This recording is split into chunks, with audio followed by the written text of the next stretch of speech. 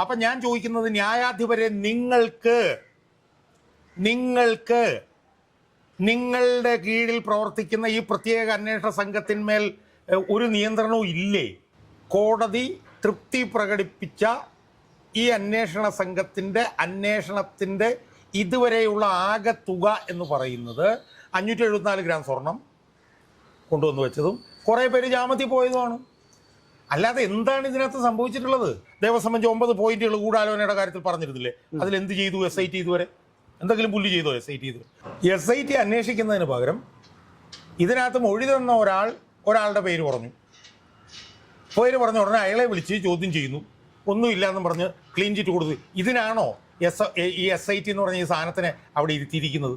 ഈ അന്വേഷണ ഉദ്യോഗസ്ഥന്മാർക്ക് അവർക്ക് ഈ ദേവസ്വം ബെഞ്ചിനോട് ഉത്തരവാദിത്വം ഉണ്ടോ? അത് ദേവസ്വം ബെഞ്ച് മറുപടി പറഞ്ഞേ മതിയാവുള്ളൂ. ജസ്റ്റിസ് വി രാജാ വിജയരാഘവനും KV ജയകുമാറും കൂടി മറുപടി പറഞ്ഞേ മതിയാവൂ. എൻ്റെ പല കാരണങ്ങളുണ്ട്. അതിലൊരു കാരണം ഞാൻ പ്രധാനമായിട്ട് പറയാം. നമസ്കാരം. 3ാമത്തെ തവണയാണ് ശബരിമല സ്വർണ്ണക്കള്ള കേസ് അന്വേഷിക്കുന്ന പ്രത്യേക അന്വേഷണ സംഘത്തിന് ഹൈക്കോടതി സമയം നീട്ടി അനുവദിച്ചിരിക്കുന്നത്. 6 ആഴ്ചത്തെ സമയം, 3ാമത് അനുവദിച്ചിരിക്കുന്ന 6 ആഴ്ചത്തെ സമയം ഈ ഫെബ്രുവരിയോടുകൂടി അവസാനിക്കുമ്പോൾ കാണുന്ന കാഴ്ച മുരാരി ബാബുവും സുധീഷ് കുമാറും ഉൾപ്പെടെയുള്ളവർ ജാമ്യം നേടി പുറത്തിറങ്ങിയ കാഴ്ചയാണ്. ഇനിയിപ്പോൾ സ്വാഭാവിക ജാമ്യം നേടി ഉണ്ണികൃഷ്ണൻ പോറ്റിയും പുറത്തേക്ക് വരാൻ പോവുകയാണ്. അപ്പോൾ എന്താണ് ഈ കേസിൽ നടന്നിരിക്കുന്നത്? കാരണം കോടതി വളരെ നിശിതമായി തന്നെ വിമർശിച്ചിട്ടുണ്ട്. പക്ഷേ കോടതിയെ പോലും ഭയമില്ലാതെ SIT ആണോ ഇത് ചെയ്യുന്നത്, അതോ എന്താണ് ഇതിൽ സംഭവിക്കുന്നത്? എൻ്റെ ഓർമ്മ ശരിയാണെങ്കിൽ സെപ്റ്റംബറിലാണ് ഈ ശബരിമല കൊള്ള ജനം അറിയുന്നത്. അത് ബഹുമാനപ്പെട്ട ഹൈക്കോടതിയുടെ ദേവസ്വം ബെഞ്ച് സ്വമേധയാ എടുത്ത ഒരു കേസിൻ്റെ അടിസ്ഥാനത്തിലാണ് അത് ജനം അറിയുന്നത്. അതിനുശേഷം എനിക്ക് തോന്നുന്നു 10-12 ഇടക്കാല ഉത്തരവുകൾ വന്നു. അവസാനത്തെ ഇടക്കാല ഉത്തരവ് അനുസരിച്ച് എനിക്ക് തോന്നുന്നു ജനുവരി 5 മറ്റാണ് അവസാനത്തെ ഉത്തരവ്. ആ ഉത്തരവിലും പ്രത്യേക അന്വേഷണ സംഘത്തിന് 6 ആഴ്ച കൂടി നീട്ടിക്കും. അതായത് 6/10/2025 ഇടക്കാല ഉത്തരവിലാണ് ആദ്യമായി 6 ആഴ്ച SITക്ക് സമയം നീട്ടിക്കൊടുക്കുന്നത്. അതിനുശേഷം 2025 ഡിസംബർ 3 വന്ന ഉത്തരവിൽ രണ്ടാമതൊരു 6 ആഴ്ചയും കൂടി കൊടുക്കുന്നു. അതിനുശേഷം ജനുവരി 5 വന്ന ഉത്തരവിൽ ഒരു 6 ആഴ്ചയും കൂടെ നീട്ടിക്കൊടുക്കും. ആ 3ാമത്തെ 6 ആഴ്ച ഫെബ്രുവരി 15-16 ആകുമ്പോഴത്തേക്കും അവസാനിക്കും. ഇനി ഒരു കട്ടിച്ചൊരു 2 ആഴ്ച കൂടി.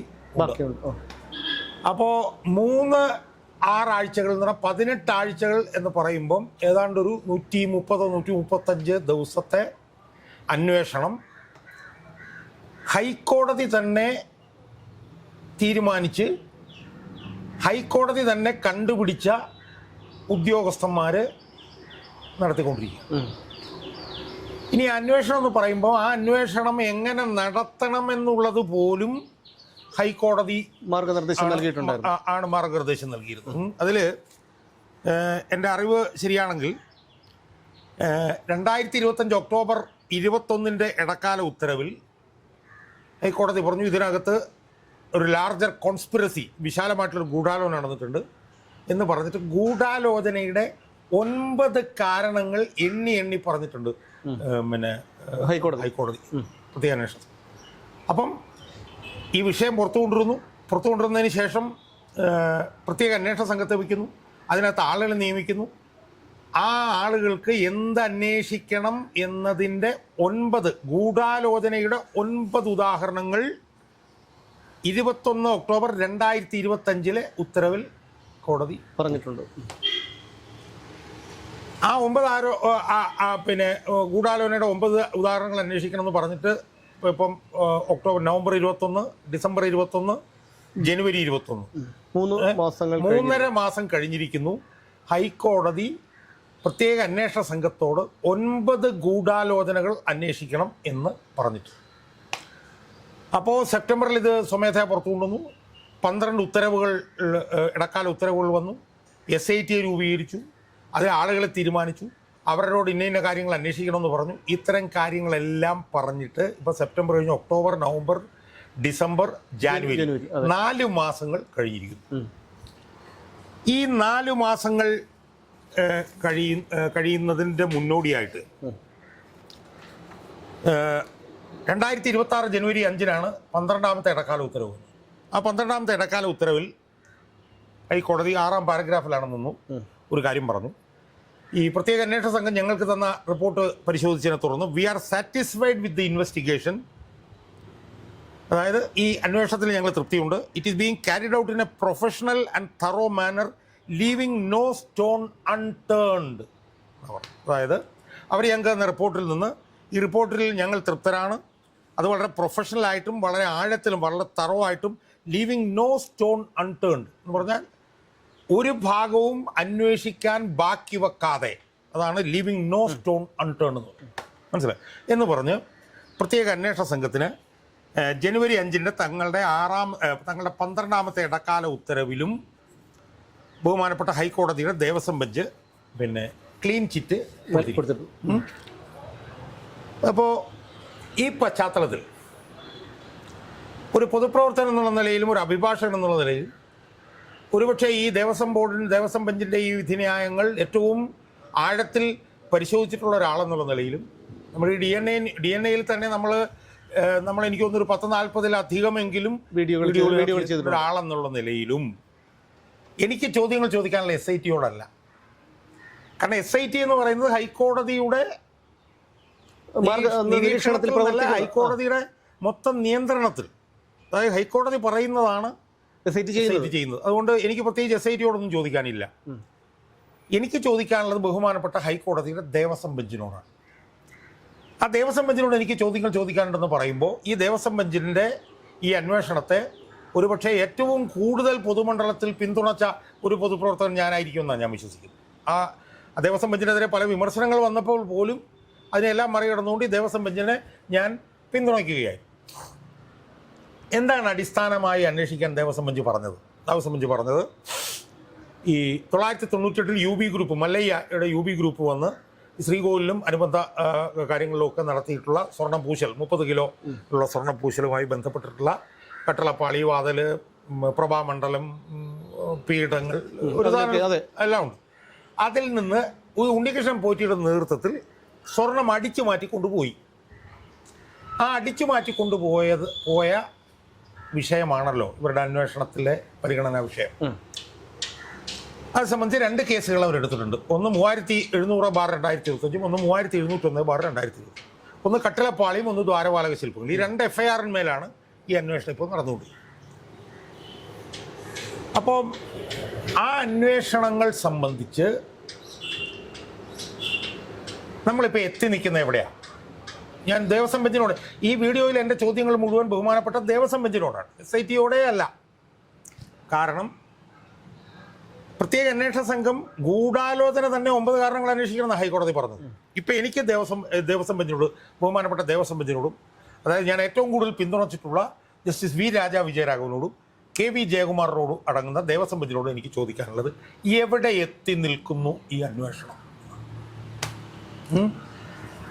അങ്ങനെ നമ്മൾ നോക്കുമ്പോൾ നമുക്ക് കാണാൻ കഴിയുന്നത് എന്താ? നമുക്ക് കാണാൻ കഴിയുന്നത് ഏതാണ്ട് 500 ചില്ലാനം ഗ്രാം സ്വർണം തിരിച്ചു പിടിച്ചിട്ടുണ്ട്.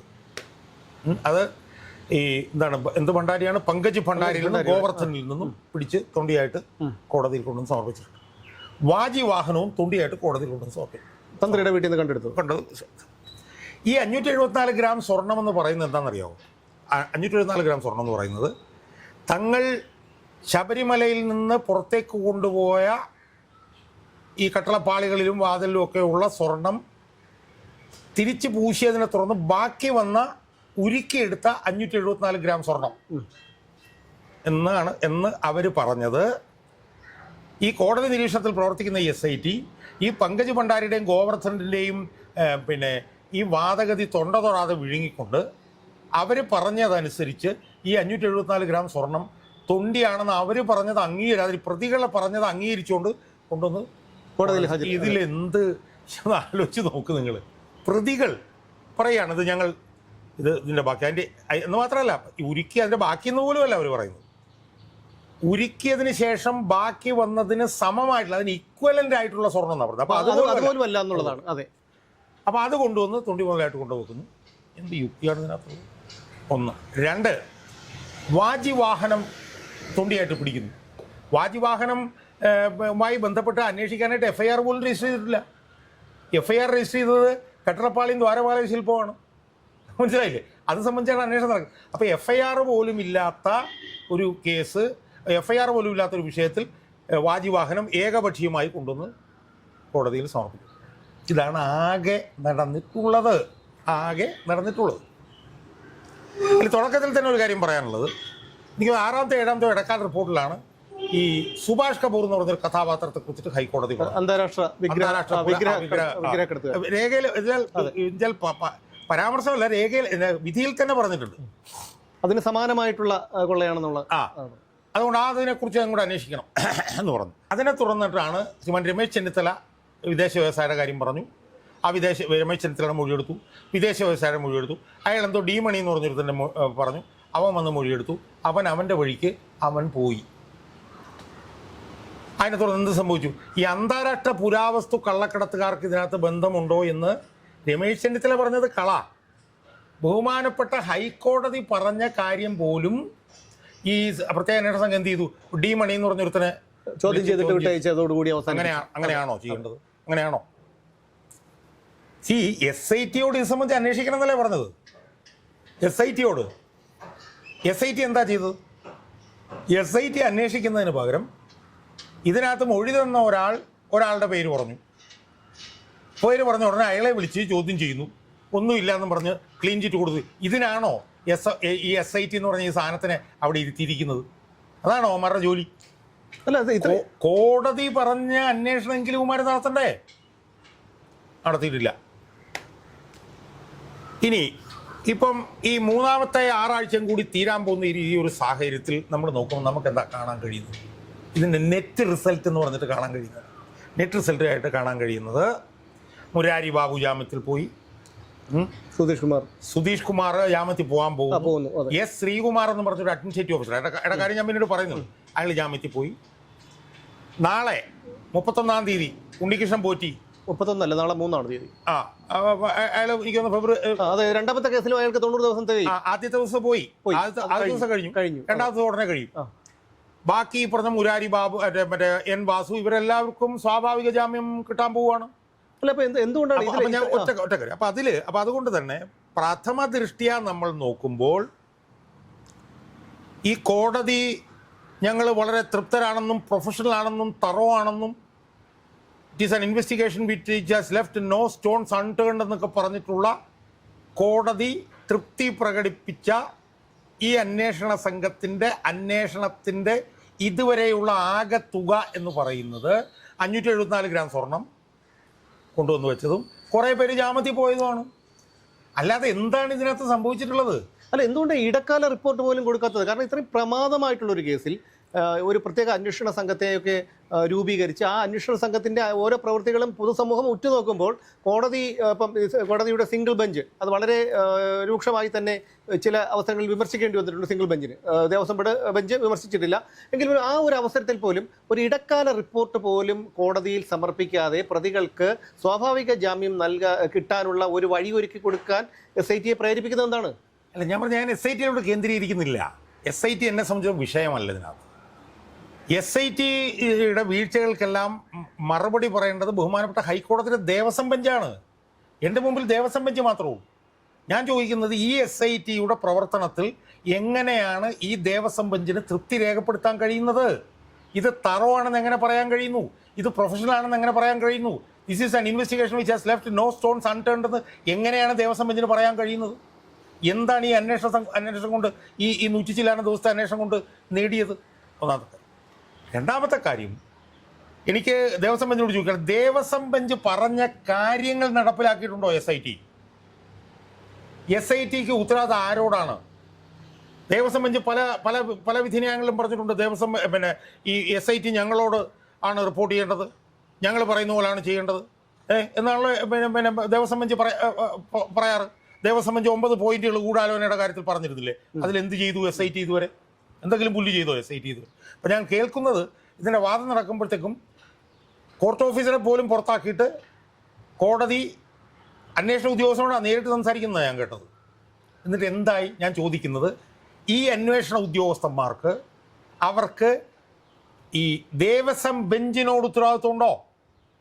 അത് ദേവസ്വം ബെഞ്ച് മറുപടി പറഞ്ഞേ മതിയാവുള്ളൂ.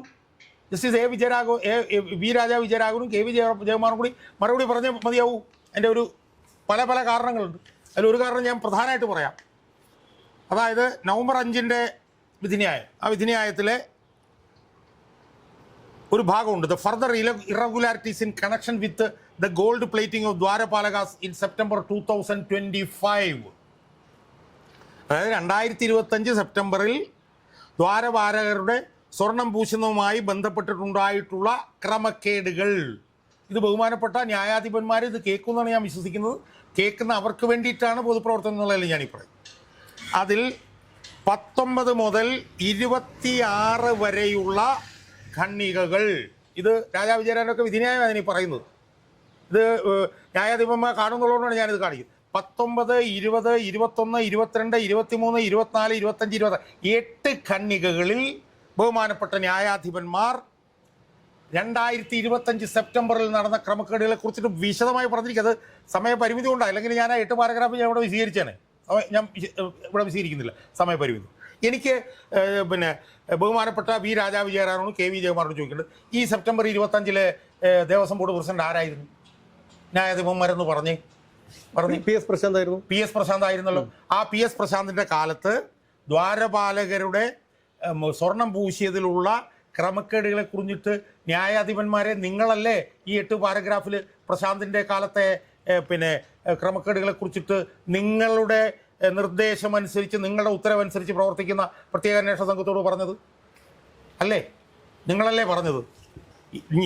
ഈ നിങ്ങളിത് പറഞ്ഞ ഈ വിധിന്യായം പുറപ്പെടുവിച്ചിട്ട് മാസത്രായി? ഡിസംബർ 5, ജനുവരി 5, 2.5 മാസം പോകുന്നു. ഫെബ്രുവരി 5 ആവാൻ പോകുന്നു. 3 മാസം പോകുന്നു.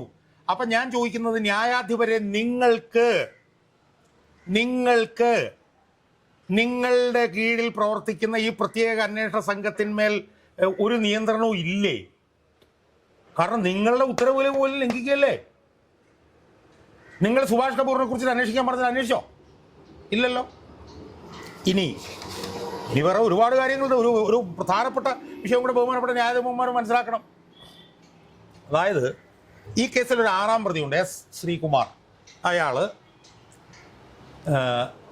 ശബരിമലയിലെ അഡ്മിനിസ്ട്രേറ്റീവ് ഓഫീസറായിരുന്നു. 2019-20 കാലത്ത് മറ്റുമാണ് അദ്ദേഹം അവിടെ പ്രവർത്തിച്ചത്.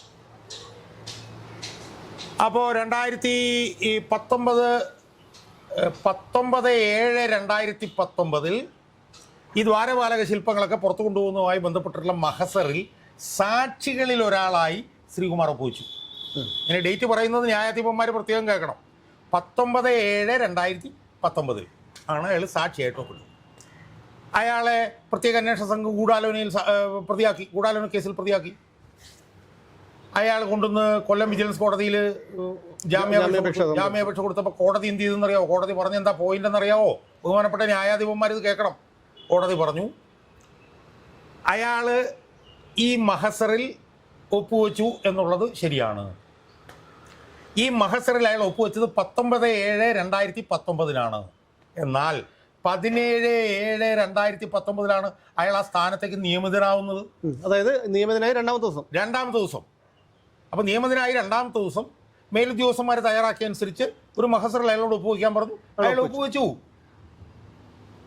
അയാളെ പോലും ബഹുമാനപ്പെട്ട ദേവസ്വം ബെഞ്ച് തീരുമാനിച്ച പിന്നെ SIT ഗൂഢാലോചനയിൽ പ്രതിയാക്കുകയാണ് ന്യായാധിപന്മാരെ.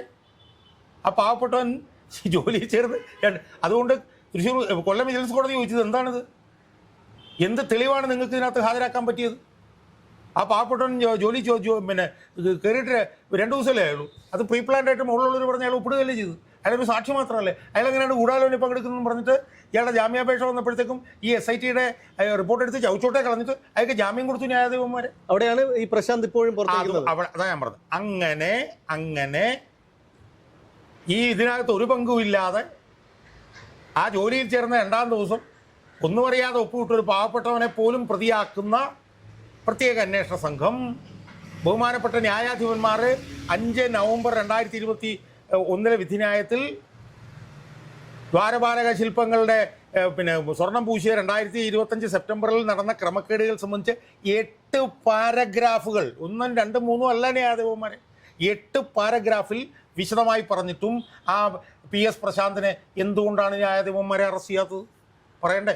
നിങ്ങളല്ലേ മറുപടി പറയേണ്ടത്, ന്യായാധിപന്മാരല്ലേ മറുപടി പറയേണ്ടത്, അല്ലാതെ SIT ആണോ? അതുപോലെ തന്നെ പിന്നെ ഹൈക്കോടതിയുടെ സിംഗിൾ ബെഞ്ച് ബദറുദ്ദീൻ്റെ വിധിന്യായങ്ങളില്ലായിരുന്നെങ്കിൽ ഇവരിൽ പലരും ഇപ്പോൾ തന്നെ പോയേനെ. അതെ, ശങ്കർദാസ് അറസ്റ്റ് ചെയ്യപ്പെടില്ലായിരുന്നു. ശങ്കർദാസ് അറസ്റ്റ് ചെയ്യപ്പെടില്ല എന്നുള്ളത് പോട്ടെ, ശങ്കർദാസിനെ പ്രതി പോലും ചേർത്തില്ലല്ലോ SIT. അതെ, ആ SITയുടെ പ്രവർത്തനത്തിൽ എങ്ങനെയാണ് നിങ്ങൾ തറോ ആണെന്നും പ്രൊഫഷണൽ ആണെന്നും എങ്ങനെയാണ് ന്യായാധിപന്മാർക്ക് പറയാൻ പറ്റുന്നത്? എന്നിട്ട് ബദറുദ്ദീൻ്റെ വിധിന്യായത്തെ തുറന്നിട്ടാണ് അയാളെ പ്രതിയാക്കിയത്, അയാളുടെ വിധിന്യായത്തെ തുറന്നിട്ടാണ് അയാളെ അറസ്റ്റ് ചെയ്തത്, അയാളെ ആശുപത്രിയിൽ നിന്ന് മാറ്റിയത്, അയാളെ ജയിലിലേക്ക് കൊണ്ടുപോയത് എല്ലാം ജസ്റ്റിസ് ബദറുദ്ദീൻ്റെ വിധിന്യായത്തെ തുറന്നല്ലേ? ഇതെല്ലാം പ്രത്യേക അന്വേഷണ സംഘത്തിൻ്റെ വീഴ്ചയല്ലേ ന്യായാധിപന്മാർ? ഈ വീഴ്ച ഒന്നും കാണാതെ അവർ പ്രൊഫഷണലാണെന്ന് പറയുമ്പോൾ ഈ ദേവസ്വം ബെഞ്ച് ഇത് ശരിയായല്ല അന്വേഷണം നടത്തുന്നുള്ളതിന് വേറെ എന്ത് തെളിവാണ് വേണ്ടത് എന്നാണ് ഞാൻ ചോദിക്കുന്നത്. ഇനി തന്ത്രിയെ അറസ്റ്റ് ചെയ്തു. തന്ത്രിയെ അറസ്റ്റ് ചെയ്യൽ ഒരു തെറ്റുണ്ടെന്ന് ഞാൻ കരുതുന്നില്ല. കാരണം തന്ത്രി അറിയാതെ ഒന്നും നടത്താൻ പറ്റില്ല. 2 മാസം മുമ്പ് കണ്ട് തന്നെ നമ്മൾ തന്ത്രി കുറ്റക്കാരനാണെന്ന് പറഞ്ഞിരുന്നു. പക്ഷെ ഒരു കാര്യം ഉറപ്പാണ്, എന്നിട്ട് തന്ത്രിയെ അറസ്റ്റ് ചെയ്തിട്ട് എന്ത് ചെയ്തു? FIR അല്ലാത്ത കേസിൽ പോലും വാജിവാഹനം തൊണ്ടിയായിട്ടെടുത്ത് പിന്നെ കോടതി കൊണ്ടു കൊടുത്തു. ആ വാജിവാഹനം കോടതി നിരീക്ഷണത്തിലാണ് അതിൻ്റെ എന്താണ് അറ്റകുറ്റപ്പണി മാറ്റിവെക്കൽ നടത്തിയെന്നുള്ളതൊക്കെ പറഞ്ഞിട്ട് രേഖകളുണ്ട്. മാധ്യമങ്ങളുടെയും ദേവസ്വം ബോർഡ് അംഗങ്ങളുടെയും ഒക്കെ മുന്നിൽ വെച്ചാണ് ഇത് തന്ത്രിക്ക് കൊടുക്കുന്നത്. മാത്രമല്ല അതിനെ അന്നത്തെ ദേവസ്വം ബെഞ്ച്, ദേവൻ രാമേന്ദ്രൻ്റെ കീഴിലുള്ള ദേവസ്വം ബെഞ്ച് മുക്തകണ്ഠം പ്രശംസിക്കുകയും കൂടെ ചെയ്തതാണ്. അതിന്മേൽ അതെടുത്ത് തൊണ്ടിയായി കൊണ്ടു കൊടുത്തു. എന്നാൽ ബഹുമാനപ്പെട്ട ന്യായാധിപന്മാരുടെ അറിവിലേക്ക് വളരെ ഖേദകരം എന്നുള്ള നിലയിൽ പറയട്ടെ, തന്ത്രിയുടെ അറസ്റ്റിന് ശേഷം അന്വേഷണം അനങ്ങിയതായി തോന്നുന്നില്ല. തന്ത്രിയുടെ അറസ്റ്റിന് ശേഷം ഒന്നും അങ്ങോട്ടും ഇങ്ങോട്ടും നീങ്ങുന്നതായി തോന്നുന്നില്ല. PS പ്രശാന്ത് ഇതുവരെ അറസ്റ്റ് ചെയ്യപ്പെട്ടിട്ടില്ല. കടകംപള്ളി സുരേന്ദ്രനെ ഒരു പ്രാവശ്യം രഹസ്യാത്മകമായി ചോദ്യം ചെയ്തതല്ലാതെ ഒരു ചുക്കും അതിനെ തുടർന്ന് നടന്നിട്ടില്ല. അപ്പം ഇതെല്ലാം ആണ് എന്നിരിക്കെ ദേവസ്വം ബെഞ്ച് പിന്നെ ഇതിൻ്റെ അന്വേഷണത്തിൻ്റെ തുടക്കകാലത്ത് കാണിച്ച ഒരു ഊർജം, ഒരു ആർജവം, ഒരു ഇച്ഛാശക്തി അത് ഇപ്പൊ കാണുന്നില്ല. ഒരു മിനിറ്റ്, സ്വാധീനത്തിന് വഴങ്ങിയെന്ന് ഞാൻ പറയുന്നത്, കാരണം സ്വാധീനത്തിന് വഴങ്ങിയെന്ന് പറഞ്ഞാൽ എനിക്കെതിരെ കോടതിയിൽ കേസ് വരും. അതുകൊണ്ട് സ്വാധീനത്തിന് വഴങ്ങിയെന്ന് ഞാൻ പറയുന്നില്ല. പക്ഷേ ആദ്യ സമയത്ത് കാണിച്ച ആ ഒരു ഇതുണ്ടോ ആർജവം അതിപ്പോൾ ഇല്ല. അല്ല, എങ്ങനെയെങ്കിലും ഈ കാലാവധി കോടതി അനുവദിച്ചിരിക്കുന്ന ഈ 6 ആഴ്ചത്തെ കാലാവധി പൂർത്തിയാക്കി ഇത് എങ്ങനെയെങ്കിലും തലയിൽ നിന്ന് ഒഴിപ്പിക്കാനുള്ള ശ്രമമാണോ നടത്തിക്കൊണ്ടിരിക്കുന്നത്? അത് ഞാൻ പറഞ്ഞില്ല SIT എനിക്ക് പ്രസക്തമല്ല. SIT എന്ത് ചെയ്യുന്നുള്ളൂ എനിക്ക് പ്രസക്തമല്ല. എൻ്റെ മുമ്പിൽ SIT ഇല്ല. ശരി, ഇനിയിപ്പോ 1-ാം പ്രതിയായ ഉണ്ണികൃഷ്ണൻ പോറ്റി പോലും സ്വാഭാവിക ജാമ്യം കിട്ടി പുറത്ത് ഇറങ്ങുമ്പോൾ ഈ കേസിന്റെ ഗതി എന്താകും? അടുത്ത ഇനി 6 ആഴ്ച കഴിഞ്ഞിട്ട് 15-ാം തീയതിയോ 16-ാം തീയതിയോ SIT റിപ്പോർട്ട് കൊടുക്കുമ്പോൾ കോടതിയുടെ നിലപാട് എന്തായിരിക്കും? അല്ല, നമ്മളിതിനകത്ത് SIT തലയൂരാൻ ശ്രമിക്കുന്നു എന്നൊന്നും പറയുന്നതിനകത്ത് യാതൊരു അർത്ഥവുമില്ല. SIT ആരുമല്ല. SITയെ നിയമിച്ച ഹൈക്കോടതിയാണ് ഇതിന് മറുപടി പറയേണ്ടത്. കാരണം ഹൈക്കോടതിയാണ് SITയെ നിയമിച്ചിട്ടുള്ളത്.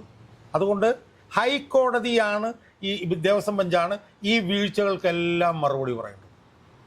SIT സ്വാധീനത്തിന് വഴങ്ങിയിട്ടുണ്ടെങ്കിൽ അതിൻ്റെ ഉത്തരവാദിത്വവും ഹൈക്കോടതി ദേവസ്വം ബെഞ്ചിനാണ്.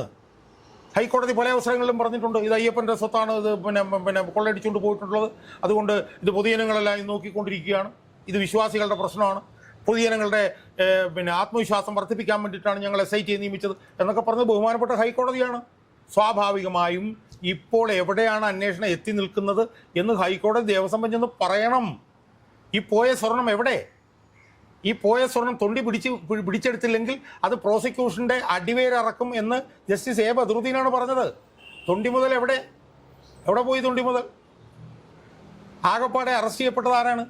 ആകപ്പാടെ അറസ്റ്റ് ചെയ്യപ്പെട്ടത് പത്മകുമാറും വാസുവും. ബാക്കി രാഷ്ട്രീയമായി സ്വാധീനമുള്ള ശങ്കർദാസിനെ പിന്നീട് അറസ്റ്റ് ചെയ്തു. ഞാൻ പറഞ്ഞ കടകംപള്ളി അറസ്റ്റ് ചെയ്തില്ലെങ്കിൽ അവിടെ നിൽക്കട്ടെ. പ്രശാന്ത് എന്ന് പറയുന്ന ഒരു ദേവസ്വം ബോർഡ് പ്രസിഡന്റിനെ പോലും ഇതുവരെ അറസ്റ്റ് ചെയ്തിട്ടില്ലെങ്കിൽ അതിൻ്റെ ഉത്തരവാദിത്വം പറയേണ്ടത് ദേവസ്വം ബെഞ്ചാണ്, SIT അല്ല. SIT ശരിക്കും ദേവസ്വം ബെഞ്ചിൻ്റെ നിയന്ത്രണത്തിൽ പ്രവർത്തിക്കുന്ന ഒരു ഉപകരണം മാത്രമാണ്. ദേവസ്വം ബെഞ്ചിൻ്റെ ഒരു ടൂളാണ് SIT. ആ SITക്ക് വീഴ്ച ഉണ്ടായിട്ടുണ്ടെങ്കിൽ ആ വീഴ്ചയുടെ ഉത്തരവാദി ദേവസ്വം ബെഞ്ചാണ്. അതുകൊണ്ട് ബഹുമാനപ്പെട്ട ദേവസ്വം ബെഞ്ചിന് ഈ പറഞ്ഞ പോലെ അതൃപ്തി തോന്നുകയും എനിക്കെതിരെ കോടതിയലക്ഷ്യ കേസൊന്നും എടുക്കുകയും ചെയ്യരുത്. പക്ഷെ ഞാൻ പറയുകയാണ്, ദേവസ്വം ബെഞ്ച് അതിദയനീയമായി ഈ കേസിൽ പരാജയപ്പെട്ടിരിക്കുന്നു. അതായത് ജോലിക്ക് ചേർന്ന് 2 ദിവസം കഴിഞ്ഞ് ഒരുത്തനെ ഗൂഢാലോചനയിൽ പ്രതിയാക്കുന്നു. അതേസമയം ഹൈക്കോടതി പറഞ്ഞ കാര്യങ്ങൾ ചെയ്യാത്തയാളെ പിന്നെ അറസ്റ്റ് ചെയ്യാൻ പോലും തയ്യാറാവുന്നില്ല. അപ്പോൾ ആ വീഴ്ചയുടെ ഉത്തരവാദി ആരാ? ആ വീഴ്ചയുടെ ഉത്തരവാദി എൻ്റെ ബോധ്യത്തിൽ ദേവസ്വം ബെഞ്ചാണ്, അല്ലാതെ SIT അല്ല. അതുകൊണ്ട് ദേവസ്വം ബെഞ്ചാണ് ഇപ്പോൾ പ്രതിസ്ഥാനത്ത് നിൽക്കുന്നത്. ശബരിമല പെരുങ്കൊള്ള അട്ടിമറിക്കപ്പെട്ടു പോവുകയാണെങ്കിൽ അതിൽ പ്രതിയാവുന്നത് ദേവസ്വം ബെഞ്ചായിരിക്കും എന്ന് ദേവസ്വം ബെഞ്ച് മനസ്സിലാക്കുക. അത് മനസ്സിലാക്കി ദേവസ്വം ബെഞ്ചിന് ഇനിയും തിരുത്താനായിട്ട് സമയമുണ്ട്. ദേവസ്വം ബെഞ്ച് എൻ്റെ അഭിപ്രായത്തിൽ ദേവസ്വം ബെഞ്ച് എടുത്ത വാള് ഉറയിലോട്ട് തള്ളി കയറ്റി വെച്ചിരിക്കുകയാണ്. ഇപ്പം ദേവസ്വം ബെഞ്ച് ആദ്യം ഒന്ന് വാളെടുത്തായിരുന്നു. ആ ഉറയിലേക്ക് തള്ളിയ വാള് ദേവസ്വം ബെഞ്ച് ഉറയിൽ നിന്ന് ഊരണം. ദേവസ്വം ബെഞ്ചിൻ്റെ ലക്ഷ്യം ഈ ശബരിമലയിൽ നടന്ന പെരുങ്കൊള്ളയിലെ കുറ്റവാളി കള്ളന്മാരാരാണെന്ന് കണ്ടുപിടിച്ച് അവരെ നിയമത്തിന് മുന്നിൽ കൊണ്ടുവരാനാണെങ്കിൽ ഇപ്പോൾ പോകുന്ന പോലെ ഇങ്ങനെ ചാഞ്ഞും ചരിഞ്ഞും ഇങ്ങനെ കള്ളുകുടിയന്മാർ പോകുന്ന പോലെ ഇങ്ങനെ ചാഞ്ഞും ചരിഞ്ഞും പോയിട്ട് കാര്യമില്ല. ഇച്ഛാശക്തിയോടുകൂടി പണിയെടുക്കണം, ഇച്ഛാശക്തിയോടുകൂടി നിലപാടെടുക്കണം. എടുത്താൽ പിന്നെ ഈ ദേവസ്വം ബെഞ്ചിന് SIT കൊണ്ട് ചെയ്യിപ്പിക്കാൻ പറ്റും. ദേവസ്വം ബെഞ്ച് പറഞ്ഞാൽ അതിനനുസരിച്ച് SIT ദേവസ്വം ബെഞ്ച് SITയോട് ചോദിക്കേണ്ടത് എന്താണ് നിങ്ങൾ പറഞ്ഞ കാര്യങ്ങൾ നടത്താത്തത്?